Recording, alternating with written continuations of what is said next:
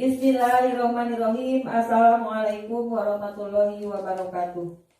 Alhamdulillah wa syukurillah. Mari kita berdoa bersama-sama. Pada hari ini akan diadakan sebuah kegiatan, yaitu kegiatan diseminasi budaya positif sekolah yang akan dilakukan oleh seorang calon guru penggerak dari SD 2 Bojonggedang, yaitu Ibu Tita Mustofa MPD. Pada Ibu dipersilakan. Terima kasih kepada pengatur waktu yang telah memberikan kesempatan kepada saya untuk menyampaikan diseminasi aksi nyata modul 1.4 tentang budaya positif. Saya Tita Mustofa MPD CGP Angkatan ke-9 SDN 2 Bojonggedang Kabupaten Ciamis.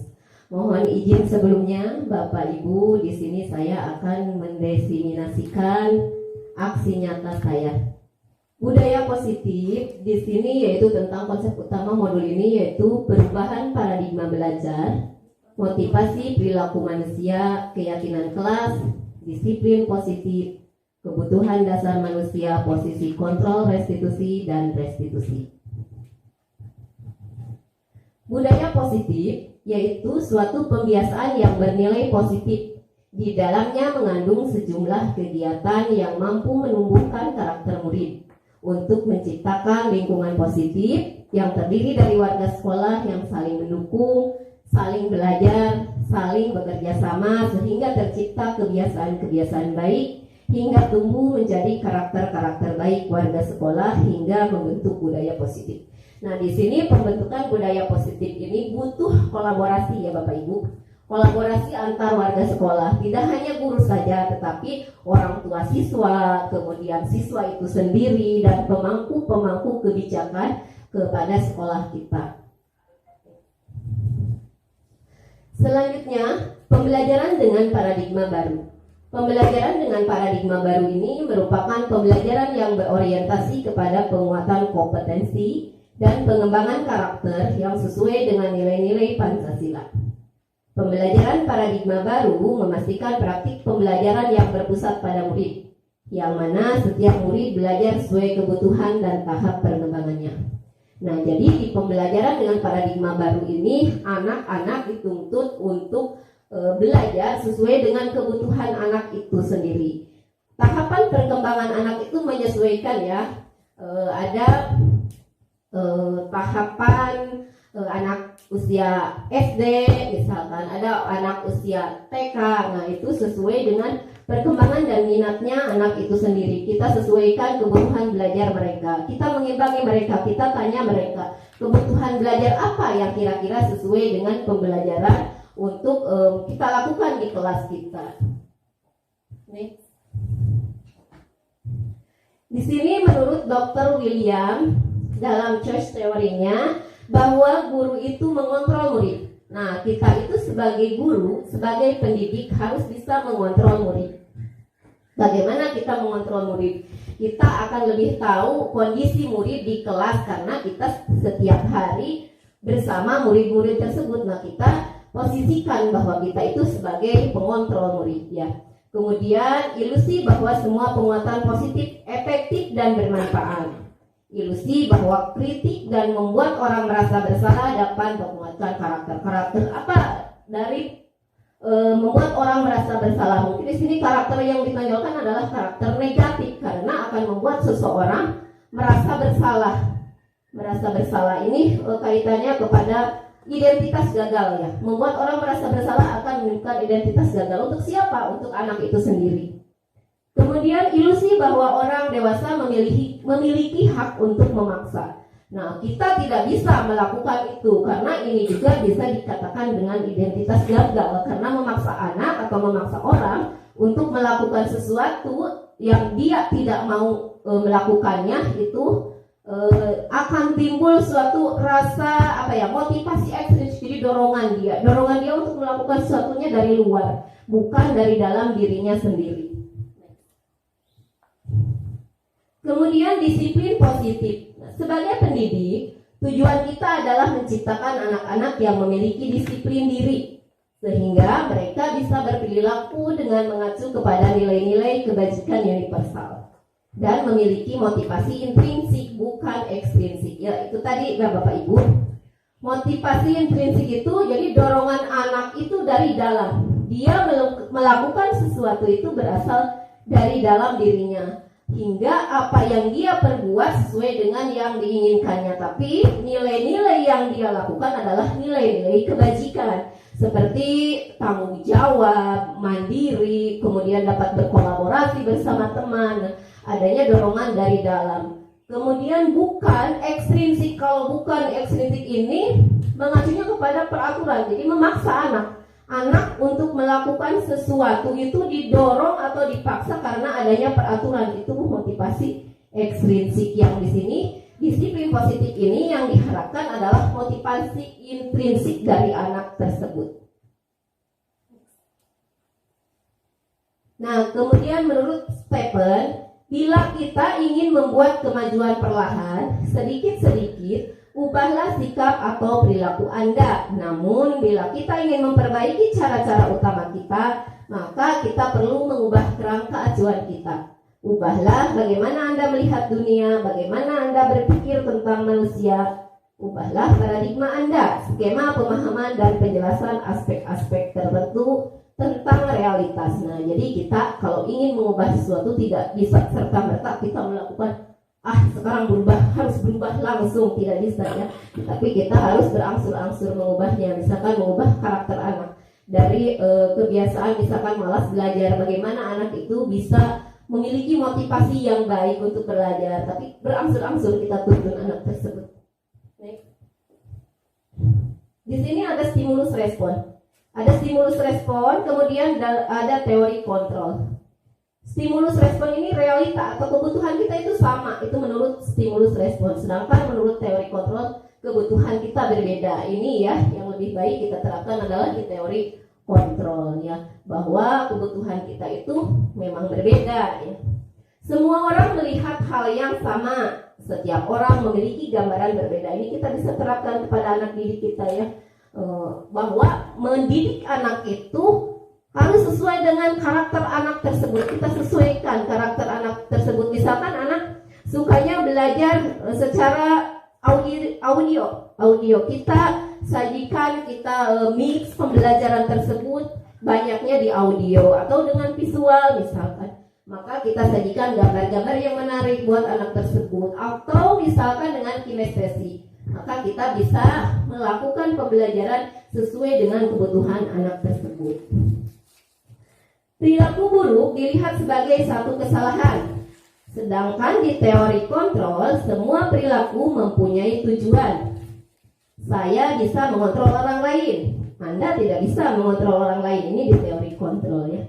Pemaksaan ada saat pada bujukan gagal. Sedangkan di teori kontrol, kolaborasi dan konsensus menciptakan pilihan-pilihan baru. Nah, model berpikirnya menang dan kalah. Di teori kontrol, berpikirnya menang dan menang ya. Jadi ini posisi teori kontrol kita mengarahkan kita pada pembelajaran yang berpihak pada murid. Di sini ada motivasi, 3 motivasi. Apa itu motivasi Bapak Ibu? Dorongan ya, dorongan untuk melakukan sesuatu. Yang pertama, motivasi itu terjadi karena satu, untuk menghindari hukuman. Kenapa kita memiliki motivasi? Karena untuk menghindari hukuman. Misalkan anak datang ke sekolah tepat waktu. Kita bisa tanya, kenapa anak datang ke sekolah tepat waktu? Karena saya takut dihukum. Nah, itu motivasi ya, karena menghindari hukuman. Atau kenapa tidak melakukan sesuatu? Karena kalau saya melakukan sesuatu, saya takut dihukum. Nah, itu motivasi karena menghindari hukuman.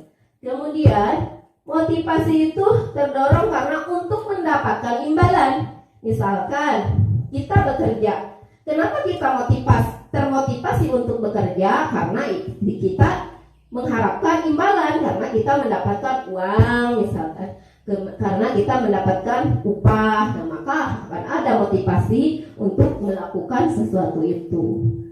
Kemudian motivasi itu menjadi orang yang diinginkan. Nah, motivasi itu terbentuk karena ingin menjadi orang yang diinginkan. Misalkan Anak ingin menjadi seorang polisi. Bagaimana kita memotivasi diri kita agar bisa meraih cita-cita menjadi seorang polisi? Misalkan kan itu dengan rajin belajar, misalkan. Kemudian melakukan sesuatu pelajaran-pelajaran yang mengarah ke jurusan itu, misalkan itu untuk anak didik kita.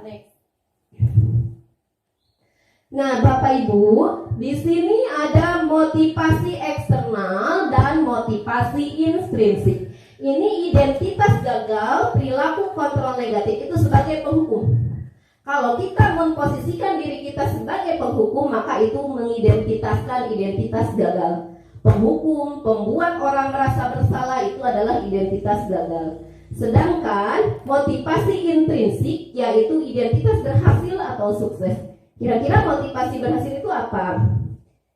Di sini ya, sebagai teman, kita sebagai guru itu menganggap murid kita itu sebagai teman ya. Kemudian sebagai pemantau, kita memantau anak-anak didik kita. Kemudian di sini yang lebih bagus ya adalah kontrol diri, yaitu sebagai manajer. Kita harus menjadi sebagai manajer untuk anak didik kita. Di posisi penghukum, misalkan guru itu menghardik, menunjuk-nunjuk, menyakiti, menyindir. Nah, ini adalah posisi penghukum. Contoh, guru berkata, kalau kamu tidak, misalkan, kalau kamu tidak melakukan satu yang dia perintahkan, maka akan saya hukum. Nah, ini posisi dia sebagai penghukum. Hasilnya apa dari posisi sebagai penghukum itu? Memberontak. Nah, si anak akan memberontak, si anak akan menjadi pendendam, si anak akan menyalahkan orang lain. Nah, itu dari identitas gagal sebagai penghukum. Kemudian membuat orang merasa bersalah. Guru akan berceramah, menunjukkan kekecewaan yang mendalam. Nah, itu ya, guru berbuat seperti itu untuk membuat orang merasa bersalah. Bersalahnya siapa ya? Murid ya. Kalau guru pasti ke murid. Kemudian guru akan berkata seperti apa? Kamu sudah mengecewakan ibu bapak. Nah, gitu ya. Kamu sudah mengecewakan ibu bapak. Kemudian hasilnya bagaimana apabila kita menjadi pembuat orang merasa bersalah? Akan menyembunyikan atau menyangkal atau berbohong. Nah, si anak akan berbohong apabila kita menempatkan diri kita di identitas pembuat orang merasa bersalah. Selanjutnya, ada identitas berhasil itu sukses sebagai teman. Nah, kita kalau sebagai teman itu memang posisi kita sukses ya, berhasil. Contohnya guru membuatkan alasan-alasan untuk muridnya, membantu anak didik murid untuk membuat alasan-alasan tertentu ya.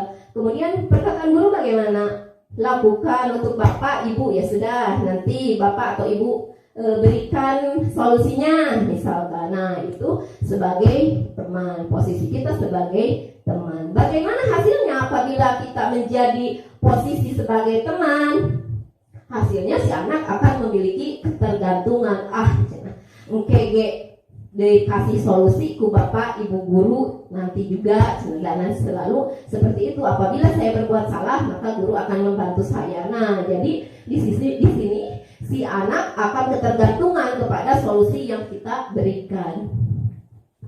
Kemudian sebagai pemantau, menghitung dan mengukur. Nah, di sini sebagai pemantau itu guru akan berkata, apa peraturannya? Di sini guru menanyakan peraturan kepada murid ya. Apa konsekuensinya atau sanksinya apabila kita melakukan sesuatu? Apa sanksinya? Apa konsekuensinya? Nah, di sini hasilnya apabila kita itu sebagai pemantau, maka menyelesaikannya bila diawasi. Nah, si anak akan melakukan segala sesuatu apabila diawasi. Sedangkan kalau tidak ada guru, misalkan dia melakukan sesuatu seperti apa yang dia mau, datu ditinggalikeun ieu, gitunya. Nah, kemudian di sini ada motivasi diri yang lebih baik ya, yaitu manajer. Kita harus bisa menempatkan diri kita untuk murid-murid kita itu sebagai manajer. Guru mengajukan pertanyaan-pertanyaan. Misalnya, apa yang kita yakini. Kamu meyakini hal tersebut. Kalau kamu meyakininya, kamu bisa memperbaikinya. Kalau kami memperbaikinya, jadi kira-kira hal tersebut apakah menggambarkan apa tentang dirimu? Nah, di sini Bapak Ibu, untuk posisi control manager adalah kita buat dulu kesepakatan kelas. Kesepakatan kelas apa yang kita sepakati bersama murid-murid kita di dalam kelas. Misalkan tentang kesehatan, tidak membuang sampah sembarangan. Kemudian suatu waktu ada anak yang membuang sampah sembarangan. Nah, kita panggil, kita tanya anak tersebut, kenapa kamu membuang sampah sembarangan? Apa jawaban anak tersebut ya? Kemudian kita tanyakan, apa yang kita yakini? Kita kemarin telah membuat keyakinan kelas. Apa yang kita yakini tentang perbuatanmu? Misalkan ya. Nah, setelah itu si anak menjawab, kita bertanya lagi. Nah, kalau si anak menunjukkan keyakinan kelasnya yang telah dia buat, maka kita perkuat. Kemarin kita melakukan keyakinan kelasnya tidak membuang sampah sembarangan atau membuang sampah ke tempat sampah ya. Jadi esok hari saya berjanji, si anak akan berjanji, kita pancing dia ya, tidak akan melakukan hal yang sama atau tidak akan mengulang lagi. Nah, hasilnya adalah menguatkan watak atau karakter. Nah, di sini posisi manajer ini sangat baik kita terapkan dalam lingkungan pembelajaran kita bersama murid di dalam kelasnya, Bapak Ibu. Next. Nah, di sini keyakinan kelasnya seperti tadi yang telah saya sebutkan di posisi kontrol tadi, ada keyakinan kelas. Keyakinan kelas ini bersifat abstrak daripada peraturan yang lebih rinci dan konkret. Kemudian keyakinan kelas berupa pertanyaan-pertanyaan universal. Pertanyaan keyakinan kelas senantiasa dibuat dalam bentuk positif. Jadi membuatnya dalam bentuk positif, tidak ada yang menyebutnya dengan negatif ya, dengan positif. Semua menggunakan kalimat positif. Keyakinan kelas hendaknya tidak terlalu banyak, jangan banyak-banyak ya, apalagi di kelas 1 cukup 5 saja, kelas 2 atau kelas 3 cukup 7 atau 6 ya. Bersedia meninjau kembali keyakinan kelas dari waktu ke waktu. Nah, jadi kalau ada anak melakukan suatu kesalahan, misalkan kita ingatkan lagi keyakinan kelas apa yang telah disepakati, kemudian kita beri dia penguatan agar tidak lagi melakukan hal serupa. Next. Kebutuhan dasar manusia, Bapak Ibu, kebutuhan dasar manusia ini yang paling urgent kira-kira yang mana? Dari bertahan hidup, kasih sayang dan rasa diterima, penguasaan, kesenangan atau kebebasan, kira-kira yang mana yang paling fatal yang kita butuhkan? Bertahan hidup, ya. Bertahan hidup seperti apa, Bu? Perlu makan, perlu tempat tinggal, perlu pakaian ya. Iya, itu bertahan hidup. Nah, itu adalah kebutuhan dasar sebagai manusia. Kasih sayang dan rasa diterima, perhatian, penghargaan dari orang lain ya. Itu juga adalah kebutuhan dasar manusia. Penguasaan, contohnya seperti apa penguasaan, Ibu Bapak? Misalkan di dalam kelas. Nah, di dalam kelas misalkan saya merasa bahwa kata anak ya, anak mengatakan bahwa saya itu yang paling bisa mengerjakan pekerjaan yang diberikan ibu bapak guru, maka yang lain tidak bisa. Nah, itu adalah anak sedang memenuhi kebutuhan dasar dia, yaitu kebutuhan dasar sebagai penguasaan. Dia menguasai, misalnya dia menguasai teman-temannya. Kemudian kesenangan, kebutuhan dasar juga itu kesenangan ya. Misalkan si anak suka melukis, suka bernyanyi, nah itu dia juga sedang memenuhi kebutuhan dasarnya. Kemudian kebebasan, tidak suka diatur-atur, itu juga kebutuhan dasar sebagai manusia ya. Tidak mau ada peraturan misalkan, itu juga kebutuhan dasar manusia karena dia akan merasa bebas kalau tidak ada peraturannya. Next. Nah, di sini ada posisi kontrol restitusi. Ada 5 posisi kontrol yang diterapkan seorang guru, orang tua ataupun atasan dalam melakukan kontrol. Nah, di sini yang baru bagi saya dalam pendidikan CGP ini adalah restitusi. Bagaimana memecahkan atau mencari suatu solusi dari sebuah permasalahan dengan menggunakan posisi kontrol restitusi. Ini yang baru saya pelajari ya Bapak Ibu. Kalau penghukum kita sudah tahu ya, seperti tadi penghukum, kemudian pembuat rasa bersalah, kemudian menjadi teman, kemudian menjadi pemantau dan manajer. Nah, di sini posisi manajer itu yang lebih baik kita terapkan dalam kehidupan pembelajaran kita sehari-hari. Next. Nah, apa itu restitusi? Nah, ini di sini restitusi itu bukan untuk menebus kesalahan, namun untuk belajar dari kesalahan. Kemudian restitusi itu memperbaiki hubungan. Fokus pada karakter bukan tindakan. Restitusi menuntun untuk melihat ke dalam diri, mencari kebutuhan dasar yang mendasari tindakan, mengembalikan murid yang berbuat salah pada kelompoknya. Restitusi menguatkan dan berfokus pada solusi. Restitusi adalah tawaran, bukan paksaan. Seperti tadi Bapak Ibu ya, kita memecahkan suatu permasalahan dengan menawarkan kepada anak, menawarkan solusi. Kira-kira solusinya bagaimana gitu. Tapi solusi-solusi itu berdasarkan pada kebajikan universal yang dipercayai, yang kita buat keyakinan kelasnya tadi di kelas antara kita bersama murid-murid kita. Next. Nah, di sini Bapak Ibu tentukan termasuk posisi kontrol manakah? Terlambat lagi, pasti terlambat lagi, selalu datang terlambat. Kapan bisa datang tepat waktu? Kira-kira posisi kontrol apa ini Bapak Ibu? Terlambat lagi, kamu terlambat lagi. Kita bertanya seperti itu kepada anak. Kira-kira ini di posisi kontrol apa? Iya, next selanjutnya. Nah, benar ya. Ini adalah posisi kontrol penghukum. Jadi kita menghukum dengan pertanyaan-pertanyaan seperti itu ya. Selanjutnya. Karena kamu terlambat mengikuti pelajaran olahraga, sekarang kamu keliling lapangan 5 kali. Posisi kontrol apa kira-kira Bapak Ibu? Hukuman atau konsekuensi? Konsekuensi. Iya, next. Jawabannya kita lihat. Iya, konsekuensi.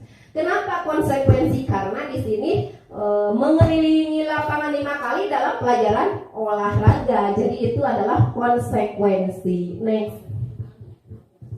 Nah, di sini Bapak Ibu ada segitiga restitusi. Nah, ini yang baru saya pelajari di pendidikan calon guru penggerak ini. Yang saya temukan untuk menyelesaikan suatu permasalahan adalah dengan segitiga restitusi. Tahapan pertama apa yang dilakukan dalam segitiga restitusi ini yaitu menstabilkan identitas. Menstabilkan identitas di sini apa? Kira-kira kita mengajukan pertanyaannya seperti apa? Kita bertanya kepada kepada anak ya yang membuat kesalahan. Si anak itu kita panggil, kemudian kita menstabilkan identitas si anak tersebut. Kita beri pertanyaan atau kita ajukan pertanyaan. Misalkan si anak itu mengganggu temannya di kelas, hingga si anak yang mengganggu temannya di kelas itu sehingga si anak tersebut menangis misalkan, sehingga malas tidak mau lagi belajar karena diganggu oleh temannya. Nah, kita panggil anak tersebut, kemudian kita ajukan pertanyaan kepada anak tersebut. Setiap orang pasti pernah melakukan kesalahan.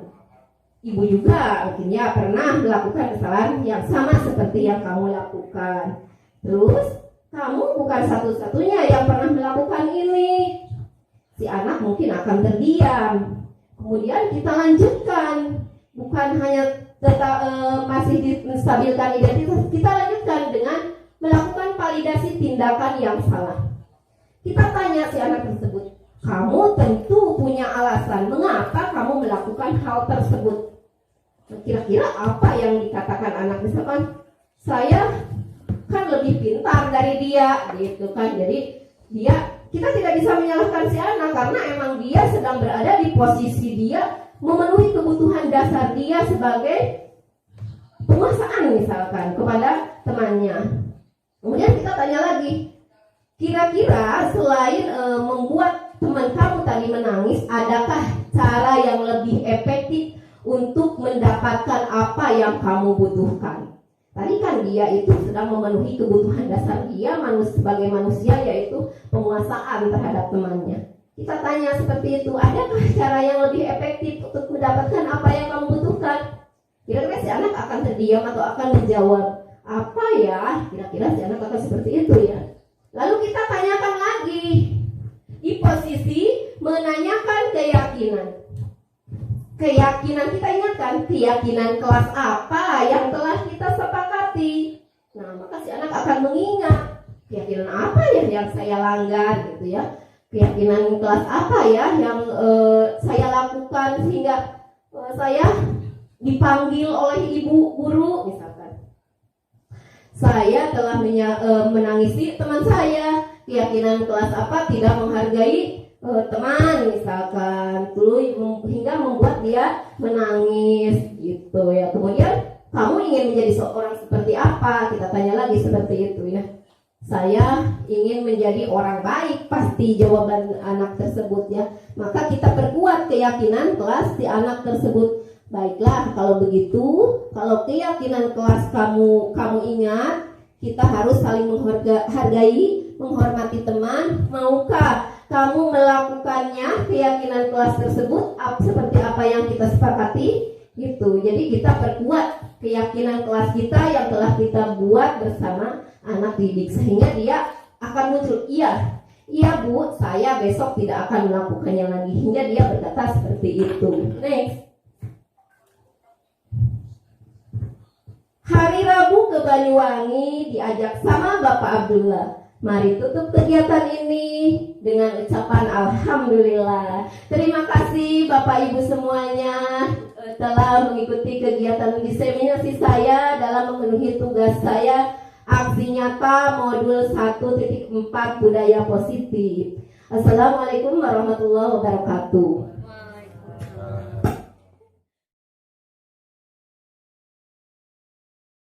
Assalamualaikum warahmatullahi wabarakatuh. Perkenalkan, nama saya Reni Risnawati, rekan sejawat dari CGP Ibu Tita Mustofa.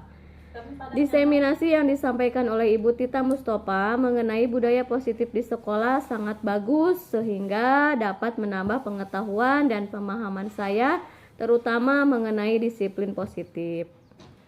Dalam penerapannya, karena masih banyak anak memiliki motivasi itu berasal dari luar atau ekstrinsik. Dengan diseminasi Ibu Tita Mustofa, saya menjadi tahu bagaimana menanamkan disiplin positif tersebut. Dengan menumbuhkan motivasi intrinsik siswa, sehingga dapat menjadi karakter yang baik bagi siswa. Kemudian saya menjadi tahu bagaimana memecahkan sebuah permasalahan dengan segitiga restitusi dan membuat keyakinan kelas. Terima kasih. Wassalamualaikum warahmatullahi wabarakatuh.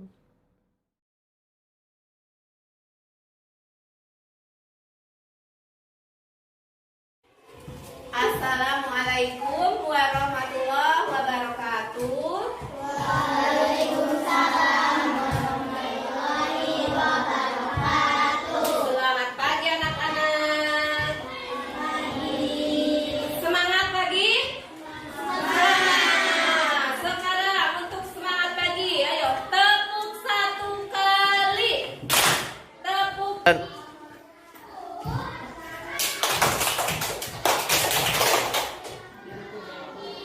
Lagi, tepuk 2 kali, tepuk 3 kali.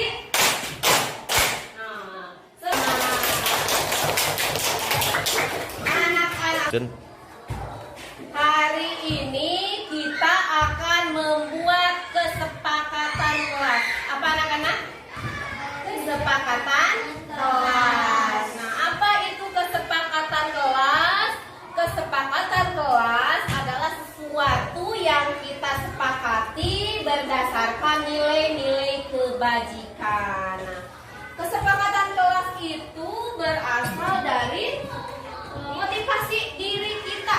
Memotivasi diri kita agar kita melakukan segala sesuatunya berasal dari nurani kita, dari hati kita. Nah, sekarang apa bedanya keyakinan kelas dan peraturan kelas? Kalau peraturan mungkin akan bersifat memaksa kalian untuk melakukan ini, untuk melakukan itu. Nah, kalian terpaksa melakukannya karena peraturan itu terdorong dari motivasi ekstrinsik dari luar ya, dari peraturan itu sendiri. Sedangkan keyakinan kelas yang akan kita buat adalah berdasarkan nilai-nilai kebajikan dan kalian akan melakukannya seperti apa yang kalian yakini. Mengerti anak-anak? Nah, sebelum ke keyakinan kelas, sekarang kita mau menentukan nilai-nilai kebajikan dahulu. Kira-kira siapa yang tahu nilai-nilai kebajikan, hal-hal yang baik kira-kira apa saja? Cung, siapa yang tahu? Ya. Apa? Menolong teman, bagus. Yang lain apa nilai kebajikan Pepe? Sopan. Terus apa lagi? Ya, itu nilai yang baik ya. Apa lagi? Apa? Mandiri ya, pintar. Terus apa lagi? Membantu. Ya, itu merupakan nilai-nilai kebajikan. Nah, kita sudah tahu nilai-nilai kebajikan tersebut. Sekarang kita akan membuat keyakinan. Nah, kita sepakati semua. Apa yang nanti yang akan kita sepakati, kita yakini, maka kita akan melaksanakannya. Ya? Di sini Ibu punya kertas. Nanti kalian isi kertas tersebut dengan sesuatu hal yang kalian yakini.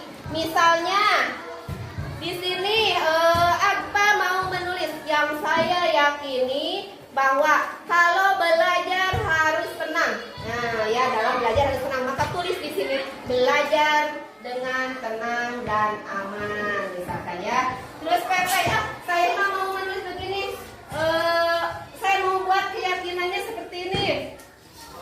Dengan teman harus saling menghormati, harus saling menghargai. Nah, maka tulis di sini saling menghormati antar temannya. Harus berbagi makanan jika kita membawa makanan lebih, misalkan ya. Maka tulis di sini berbagi makanan dengan teman. Nah, apa yang kalian pikirkan maka kalian tulis di sini ya. Apa yang kalian inginkan tulis di sini. Mengerti? Oke, sekarang Ibu kasih seorang satu. Kalian tulis di sini di kertas apa yang ada di pikiran kalian, yang kalian yakini, nilai-nilai yang baik ya, nilai-nilai yang baik. Nanti ambil kesimpulan, ambil salah satunya.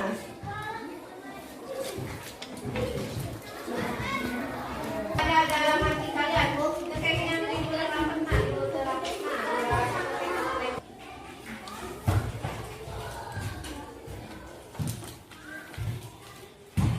dari kelas kita. Saya ingin kalau belajar yang tertib, makan, sok sedap giginya. Kalau sudah, sekarang tempel di depan. Tempel di sini ya. Di sini tempel. Oh, ya, ini apa ya? Terus yang lain. Tuh, yang sudah kembali ke tempat duduknya. Ayo.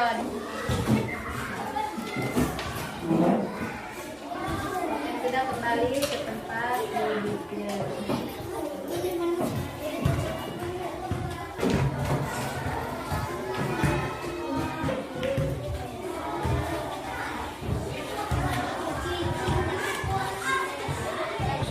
Oke, silahkan tempel.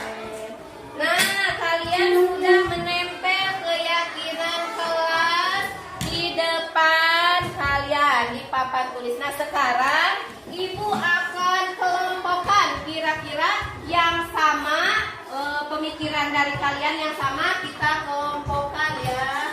Bersama teman saya ingin bermain dan selalu menolongnya. Membantu ya, ini membantu ada, ini menolong, sini menolong. Tanggung jawab atas diri sendiri. Membantu. Oke, jangan membeda-bedakan. Menghargai, belajar dengan tenang. Belajar dengan tenang. Membantu orang tua, membantu menghargai.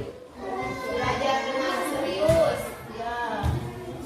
Belajar jangan sambil makan. Oke, nah ini kita sudah kelompokkan ya anak-anak. Di sini Ibu kelompokkan kesepakatan kita hari ini. Akan Ibu simpulkan. Yang pertama, saya bertanggung jawab atas diri sendiri. Nah, bertanggung jawab atas diri sendiri untuk melakukan segala sesuatunya sendiri. Jadi, apa kira-kira yang akan kita simpulkan? Bertanggung jawab. Bertanggung jawab. Bertanggung jawab pada diri sendiri. Ya, nah ini yang pertama ya. Yang kedua, saling membantu dan menolong. Saling membantu dan menolong. Kemudian yang ketiga, saling menghargai antar teman. Saling menghargai antar teman. Antar teman. Kemudian belajar dengan tenang dan aman. Belajar dengan tenang dan aman. Kemudian belajar tidak sambil makan ya. Belajar tidak sambil makan. Nah, belajar jangan sambil makan ya. Nah, kita sekarang buat di kelompokkan di sini ya, keyakinan kelas. Keyakinan kelas. Kelas 3. Nah, ini kita sudah punya keyakinan kelas kita ya. Jadi belajar tidak sambil makan. Kemudian belajar dengan tenang, aman, dan serius. Saling menghargai. Kemudian saling membantu. Membantu teman. Kemudian saling menolong ya. Nah, ya, keyakinan kelas kita ini ya. Nah, sekarang dari hasil keyakinan kelas yang diperoleh, nah, kalian bertanggung jawab untuk melaksanakan keyakinan kelas ini ya. Apa yang harus kalian lakukan? Apa yang kalian yakini harus dilakukan. Oke, sekarang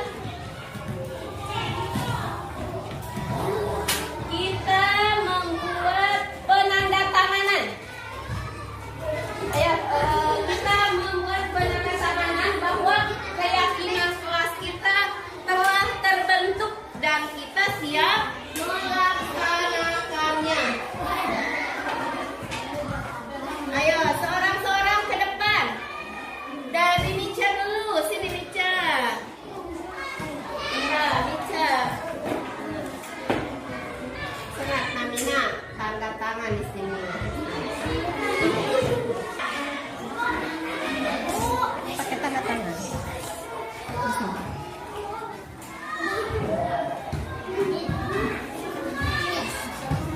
terus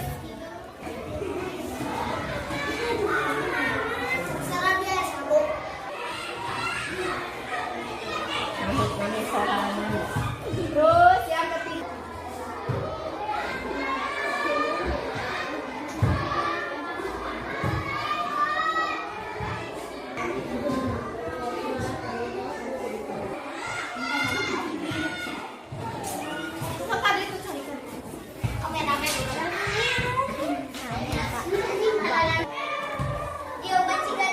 Mica, bagaimana perasaan kamu saat membuat keyakinan kelas barusan? Saya merasa senang, Bu.